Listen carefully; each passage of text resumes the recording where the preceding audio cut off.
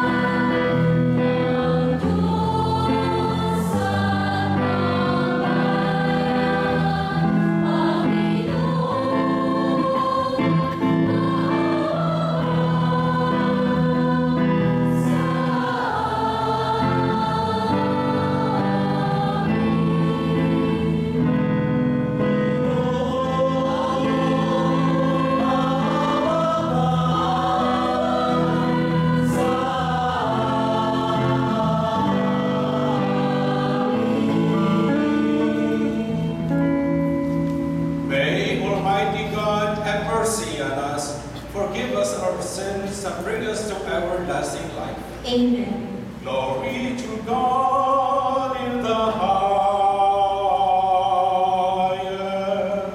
Glory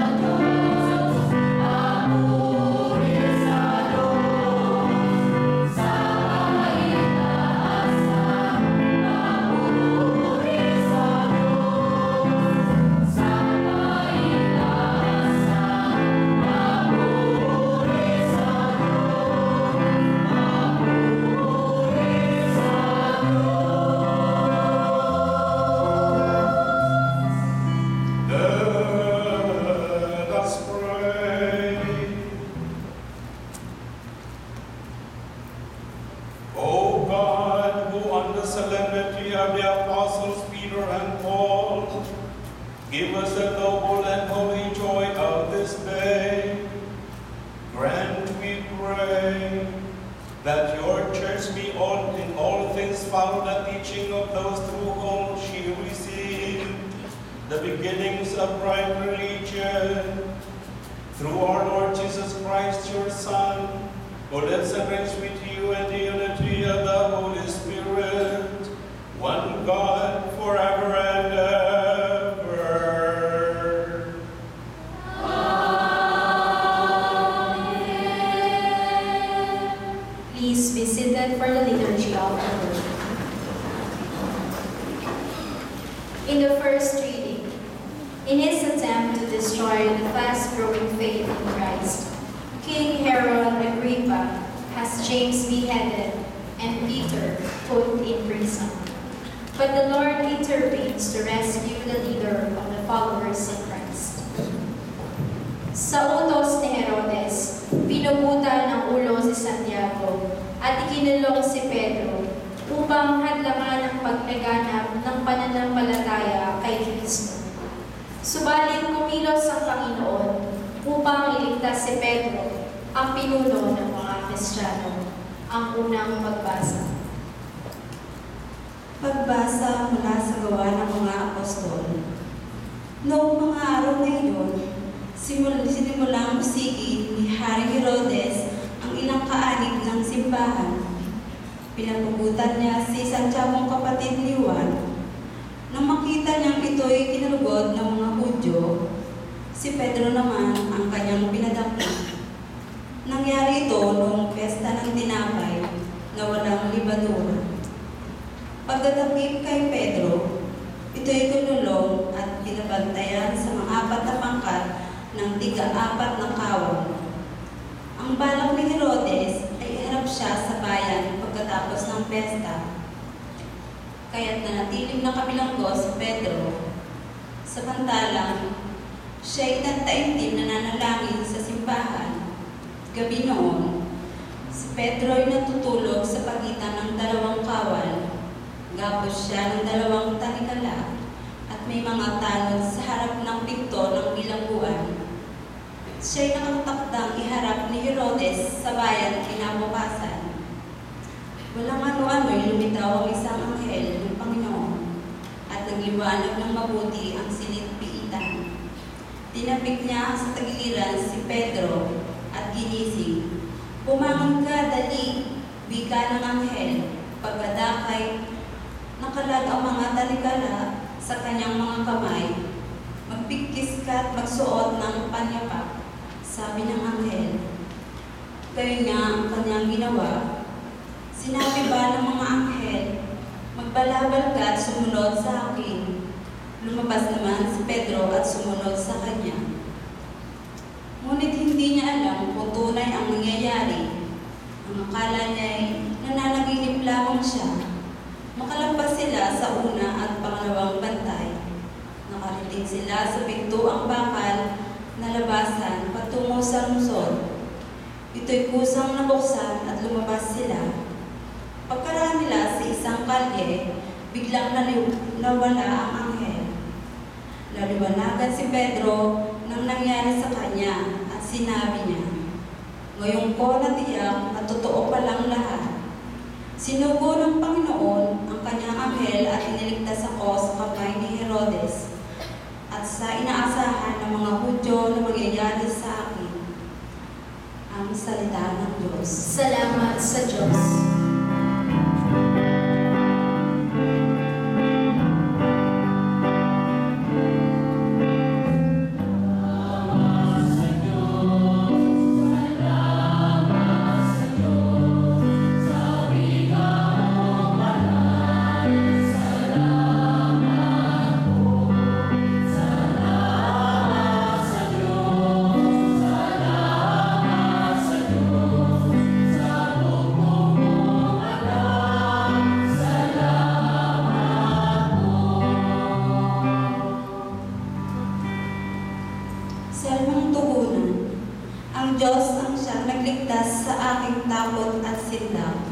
Ang Diyos ang siyang nagligtas sa aking takot at sinda.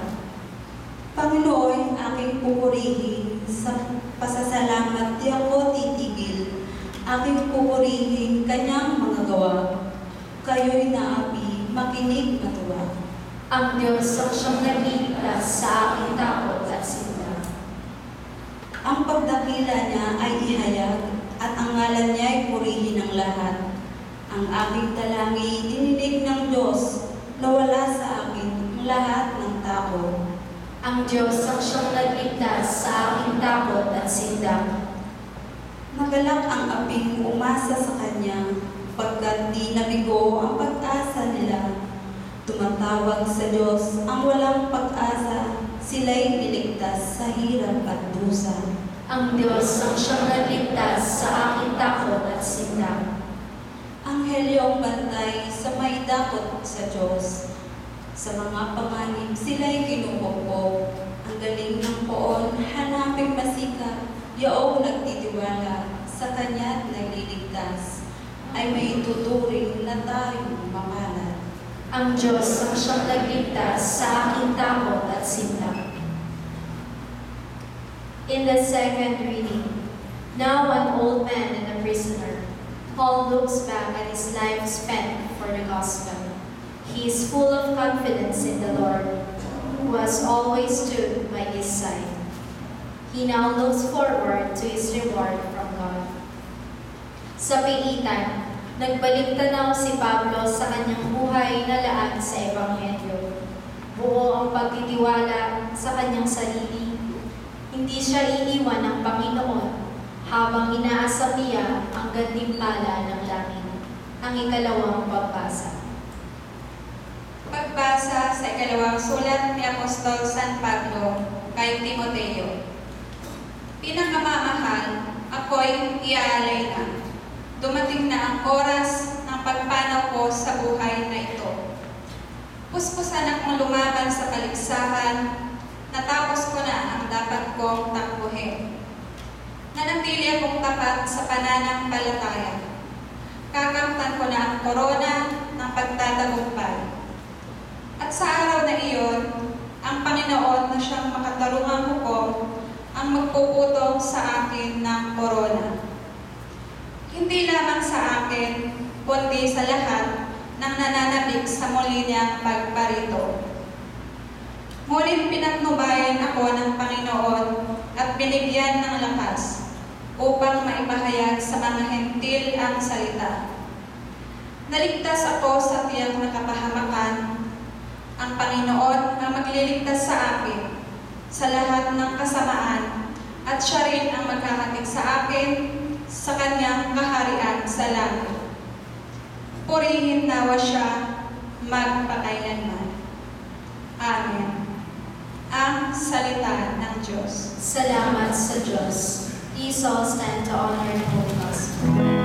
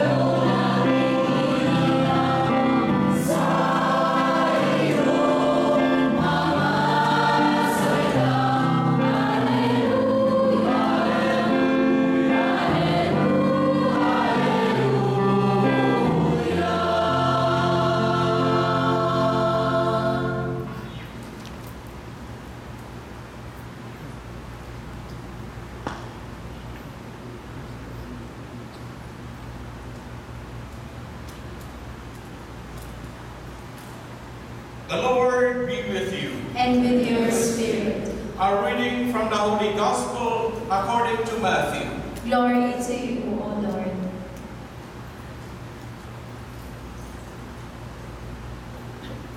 At that time, when Jesus went into the region of Caesarea Philippi, he asked his disciples, "Who do people say that the Son of Man is?"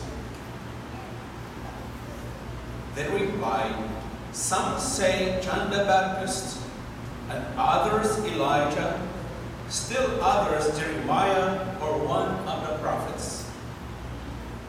He said to them, "But who do you say that I am?" Simon Peter said in reply, "You are the Christ, the Son of the living God." Jesus said to him in reply, "Blessed are you, Simon, son of Jonah, for flesh and blood has not revealed this to you, but my heavenly Father. And so I say to you, you are Peter, and upon this rock I will build my church, and the gates of the netherworld shall not prevail against it. I will give you the keys to the kingdom of heaven. Whatever you bind on earth shall be bound in heaven, and whatever you loose on earth shall be loosed in heaven." My dear brothers and sisters, the good news for our eternal salvation. Praise to you, Lord Jesus Christ. Please be seated.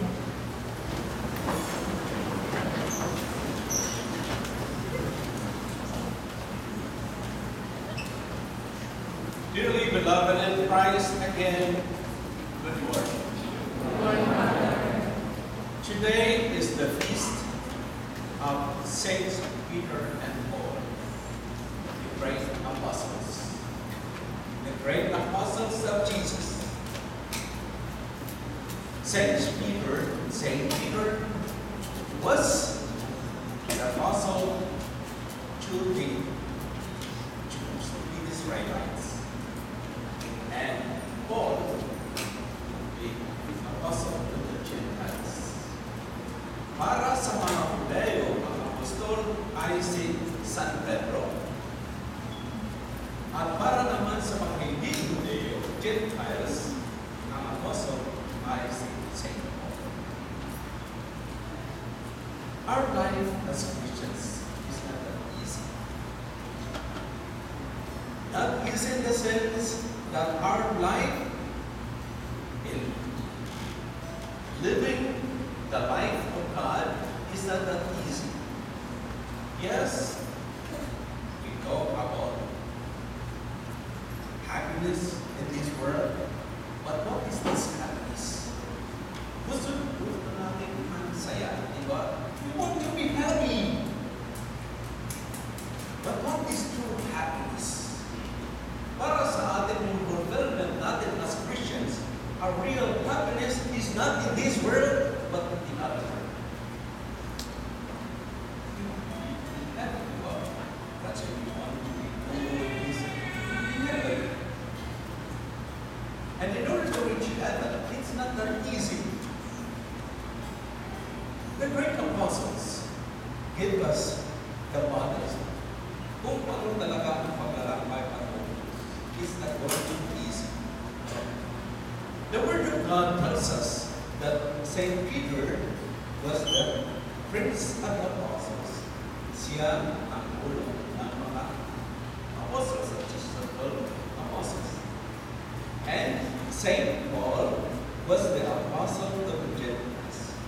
Namatay sila in Rome. It's really wonderful. Bakit pa sila namatay? Ito talaga. But all bloody death. Si Saint Peter namatay, was crucified, inverted. Jesus, ganyan, pero sa kanyang inverted siya. Pinatay, pinakasakos. Messiah, apostle of Jesus. And Saint Paul, iba naman. He was beheaded. Pinabulan ng patay. Yan talaga. Bloody death. So my dear brothers and sisters, we should not expect also to live. Gusto natin ang happy sa heaven, kaligayahan. given us the examples. They are birds of the process, but they suffered for Jesus. The Word of God tells us kung bakit talaga itong si Paul ay naging apostle ng ating Diyos. At the beginning, he was a Jew, he was an Israelite. He, like Israel, he wanted to persecute all yung mga Christians before themselves. Alam mo, gusto niya patayin ang mga Christian. He was going to Damascus. He was going to Damascus, and all of a sudden, on the way, yung Jesus appeared to him. Direct naman. As guys find all of a sudden, a voice appeared. Saul, Saul, why are you persecuting me? His mission was to kill the Christians. Then, on the way to Damascus, he had a vision. Saul, Saul, why are you persecuting me? All didn't say anything. Hindi niya nakita. Then he said, who are you? I am Jesus of Nazareth, whom you persecute. Give the idea that Paul was persecuting the Christians. Then Jesus intervened. Saul, Saul, why are you persecuting? Why are you persecuting me? Saul was persecuting the Christians. Then Jesus said, why are you persecuting me? When Paul asked kung sino siya, he said, I am Jesus of Nazareth. A message to us. Every time we persecute a Christian, every time we hate somebody, every time masasaktan natin ating kapwa, hindi natin saktan yung kapwa natin. Pati ang ating Diyos. When we betray somebody, hindi natin yung tao sa this is true to every life. Kung isa ay hindi nagiging serious, nagdadaya sa kanyang asawa, hindi lang yung asawang dinadaya niya, kundi ang honor ng asawa. So Jesus would say, why are you persecuting me? Bakit mo ito pinahirapan? Then ang has, let's look at Jesus. So Saul was persecuting the Christians, pero Jesus said, you are persecuting me. Then we go to Peter. Okay, you see also the story of Saul. And this is what happened to Peter. When Jesus went into the region of Caesarea Philippi, he asked his disciples, who do people say that the Son of Man is? Sino ba ako? The Christian. They replied, some say John the Baptist, others Elijah, and others Jeremiah or one of the prophets. Hindi ba sa kanilang sagutan? He said to them, sinabi niya sa mga kanyang mga apostles, ano ang sabi ng mga tao? What do people say? And then he said to them, but who do you say that I am? I will say, sino ba ko para sa inyo? The same thing with us Christians. Sino bang ating sinunod? Sabi ko sa bilang, si Jesus. But who will people say that I am? Yun lang siya. Sinabi sa akin tungkol ng iba tungkol sa kanya, tungkol to Jesus. Our knowledge of Jesus sinabi. But the second is that Jesus asked his disciples, who do you say that I am? Kayo. Sino ba ako para sa inyo? Simon Peter said in reply, You are the Christ, the Son of the living God. Ito ang reply ni Peter. You are the Christ, the Son of the living God. This is also points to us. Sino ba ang ating sinusunod? Sino ba ang Jesus? Para sa yung Jesus na sinasamba niya? O yung Jesus na sinasamba ko? Ito ang pagkakaiba. Yung aking tingin sa aking Panginoon sa Kristo. You are the Christ, the Son of the living God. Ito ang pananampalataya ni Pedro. Ito ang pananampalataya ni Pablo. Nakilala nila kung sino talaga ang ating Panginoong Jesucristo. They had a personal knowledge of Jesus. Alam nila kung sino ang kanilang sinusundan. Alam nila kung sino si Kristo. You are the Christ, the Son of the living God. Ito ang ating Panginoon sa Kristo.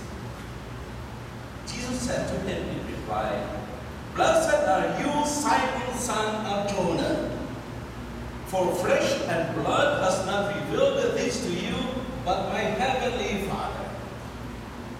Flesh and blood has not revealed this to you, but my heavenly Father.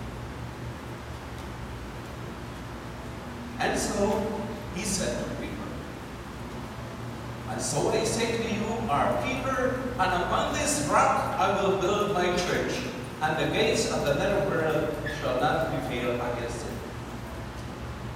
On the faith of Peter, dahil sa kanyang may pananampalataya sa ating Panginoong Jesucristo, sinabi ng San Jesus, Thou art Peter, and upon this rock you are rock, and upon this rock I will build my church. Yan ang ating sinasabi. Ang ating Panginoong Jesucristo na nagtatag na niya sa bahay at kanyang pinili si Peter. So these are the faith, the people, Peter and Paul confessed ang pananampalataya sa ating Panginoon sa Kristo. Tingnan natin natin sa iyo. Ano ba ang ating pananampalataya? We believe that when we persecute other people, when we do wrong things to other people, hindi lang yung tao, pati ang ating Panginoon.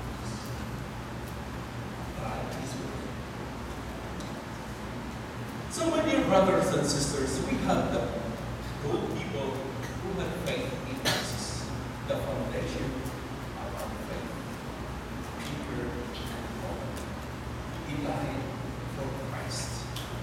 This coming August, the Holy Father will be going to San Juan.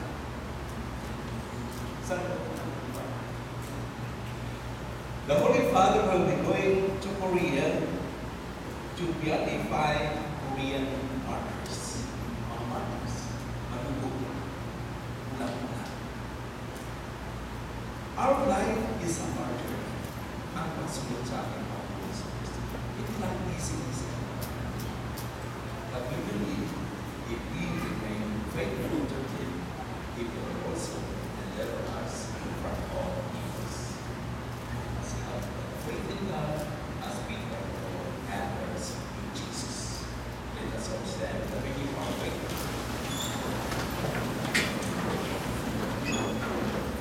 I believe in one God, The Father Almighty, maker of heaven and earth, of all things visible and invisible.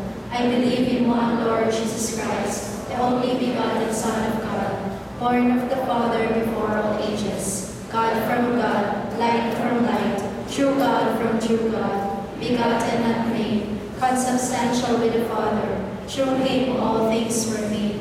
For us men and for our salvation, He came down from heaven, and by the Holy Spirit was incarnate of the Virgin Mary and became man.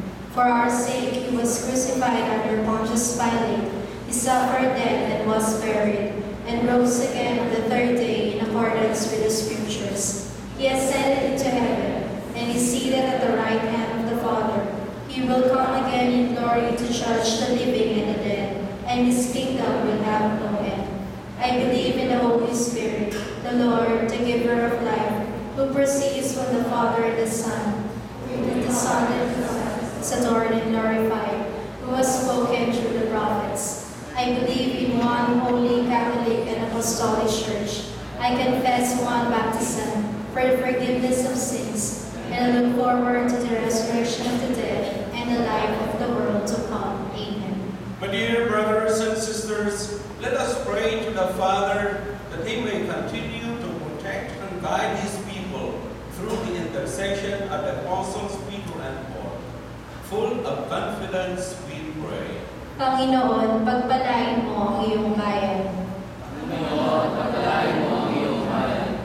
Para sa simbahan, ang sambayanan ng Diyos, naway kong ngiting niyang ipahayag ang Ebanghelyo at akayin ang sangkatauhan ng bagong milenyo tungo kay Kristo, ang tunay na liwanag sa daigdig. Manalangin tayo.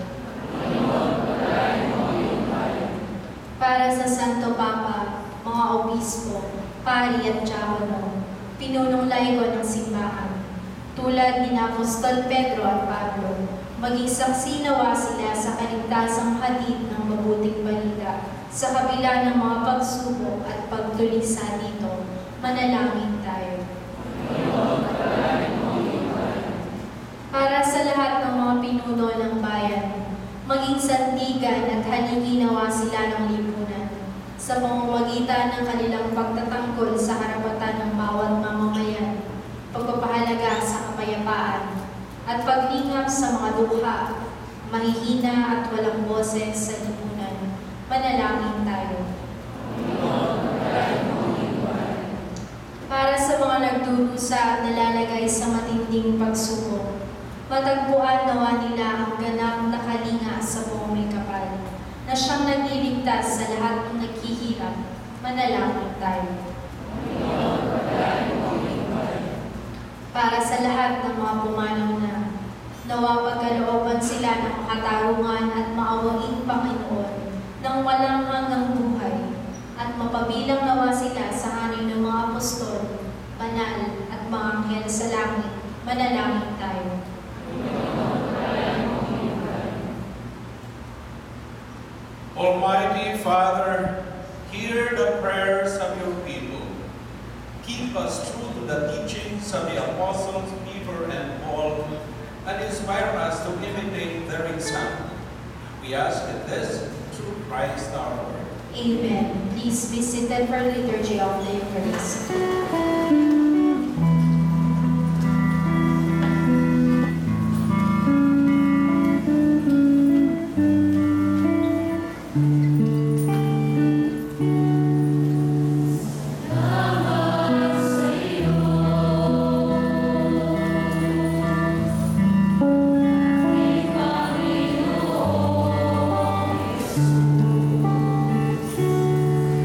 Ako'y inibig mo.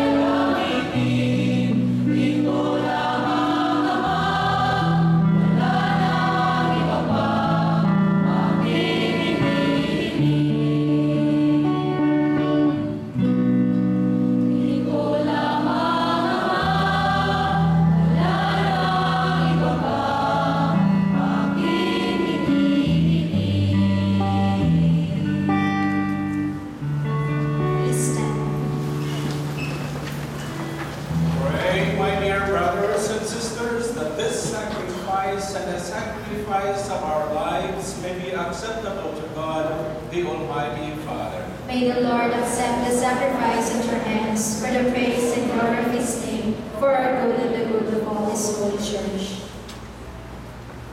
May the prayers of the apostles, O Lord, accompany the sacrificial gift that we present to your name for consecration, and may their intercession make us devoted to you in celebration of the sacrifice through Christ our Lord.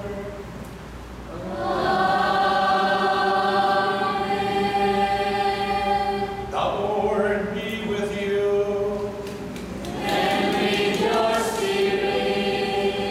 Lift up your hearts. Let us give thanks to the Lord our God.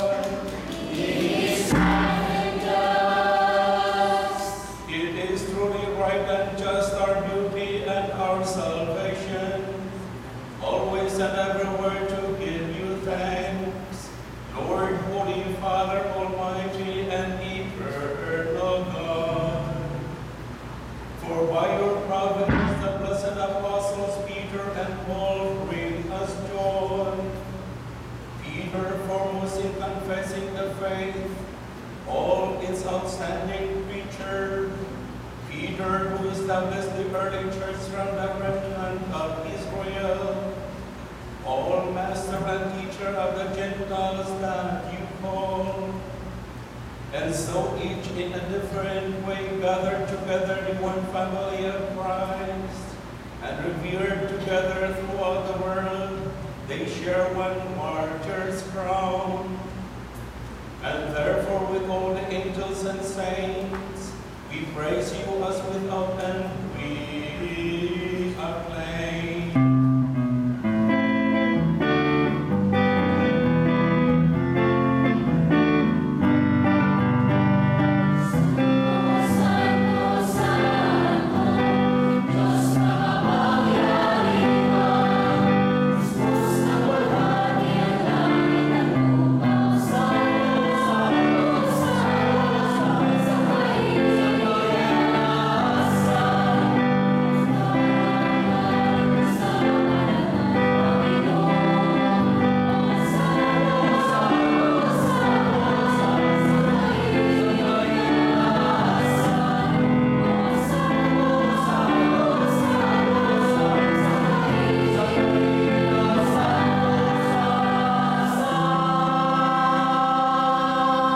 Please kneel.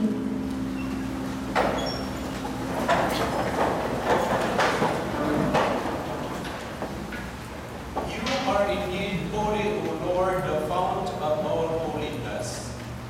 Make holy, therefore, these gifts, we pray, by sending down your Spirit upon them like the dewfall, so that they may become for us the body and blood of our Lord Jesus Christ.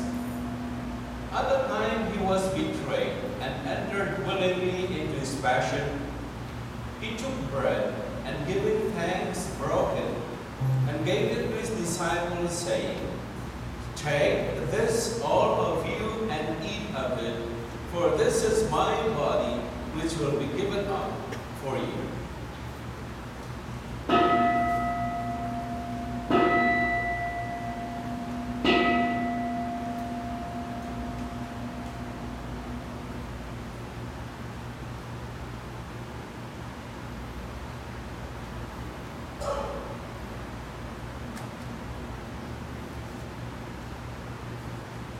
In a similar way, when supper was ended, he took the chalice, and once more giving thanks, he gave it to his disciples, saying, "Take this, all of you, and drink from it, for this is the chalice of my blood, the blood of the new and eternal covenant, which will be poured out for you and for many for the forgiveness of sins. Do this in memory of me."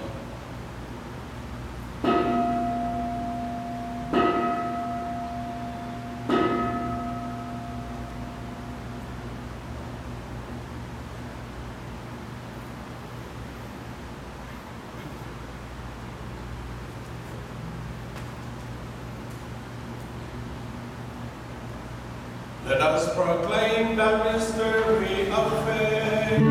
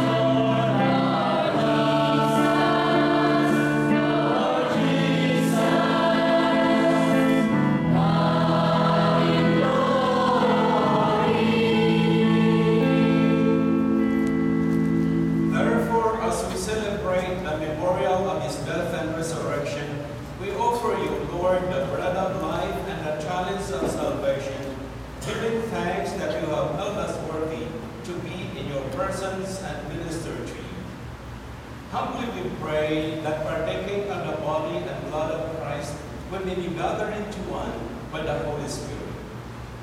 Remember, Lord, your church spread throughout the world, and bring her to the fullness of charity, together with Francis our Pope, and John Baptist our Bishop, and all the clergy. Remember also our brothers and sisters who have fallen asleep in the hope of the resurrection, and all who have died in your mercy. Welcome them into the light of your face. Have mercy on us all, we pray, that with the Blessed Virgin Mary, Mother of God, Saint Joseph, with the blessed apostles, and all the saints who have pleased you throughout the ages, we be married to be co-heirs to eternal life, and may praise and glorify you through your Son, Jesus Christ.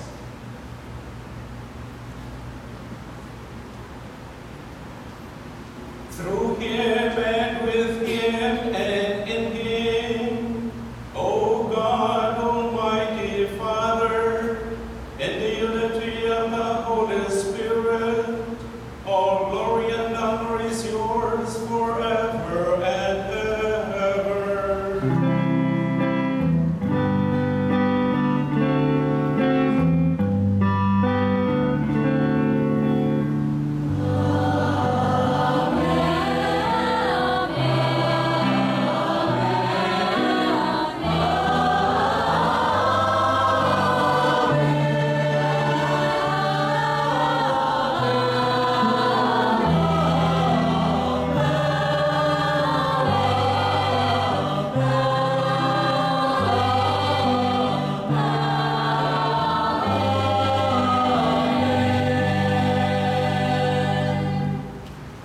With joy, love, and confidence, let us sing to the Father the prayer Jesus himself taught us.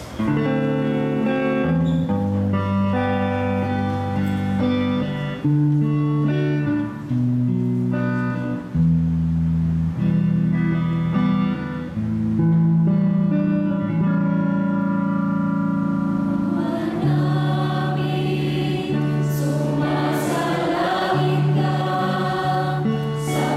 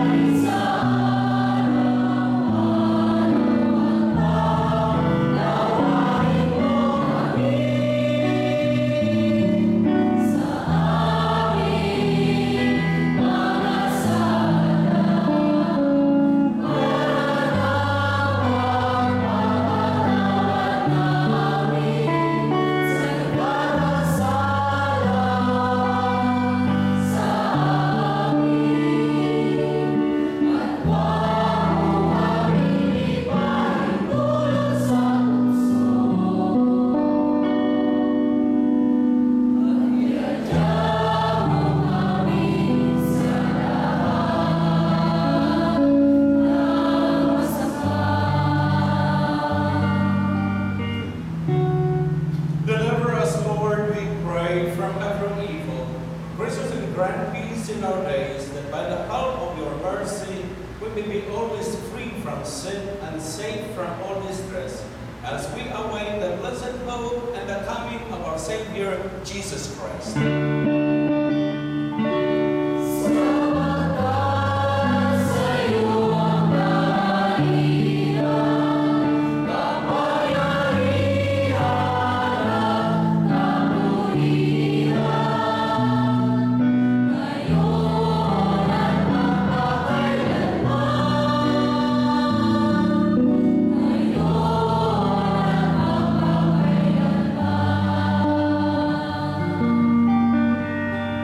Lord Jesus Christ, who said to your apostles, "Peace I leave you, my peace I give you," look not on our sins, but on the faith of your church, and graciously grant her peace and unity in accordance with your will, who live and reign forever and ever. Amen. The peace of the Lord be with you always. And with your spirit, Let us offer each other the sign of peace. peace be with all.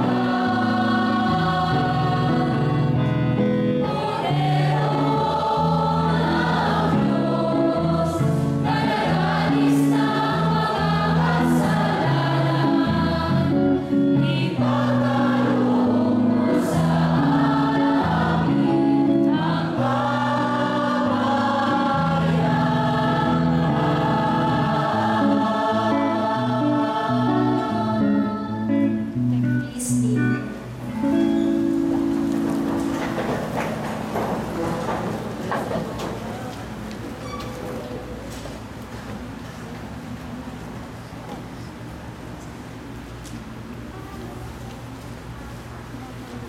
My dear brothers and sisters, this is Jesus, the Lamb of God, who takes away the sins of the world. Happy are we who are called to his banquet. Lord, I am not worthy that you should enter under my roof, but only say the word, and my soul shall be healed.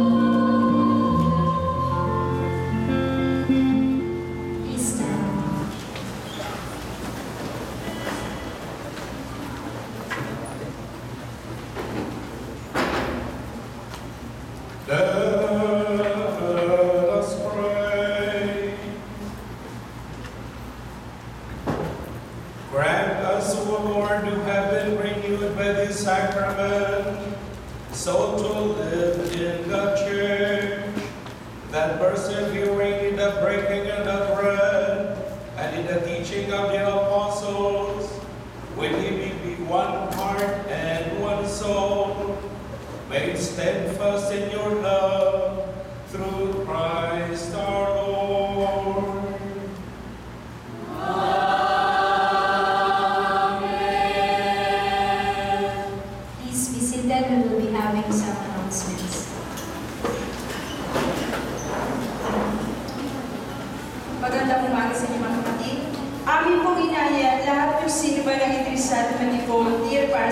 ibang ministries, lalo na sa ating AM at PM choir. Sana magpilang ng phone ang malagay sa ating entrance ng ating simbahan o kaya lumamit sa ating mga volunteers upang makuha ang mga medalya. Maraming salamat po sa inyong lahat. Sa ngalan ng ating simbahan at ng Hope Worker Center, nais natin welcome yung mga yun lang na kadalo sa ating banal na misa dito sa Sacred Heart Jesus Church. Pero po, ang HWC at ang ating simbahan ay taus-puso nagpapasalamat sa ating mga volunteers mula sa iba't ibang ministries na nagbibigay ng suporta at serbisyo mula noon hanggang ngayon. Pasalamatan po natin sila. Maraming salamat. Sa ngalan ng Sacred Heart of Jesus Parish at HWC, nais natin pasalamatan si Father Alberto Baldon na pinunahan ng ating misa ngayon. Tayo po tayo na.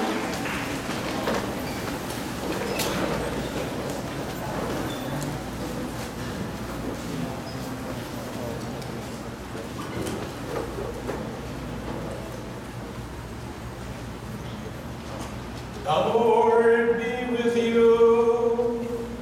And with your spirit. Bow down for the blessing.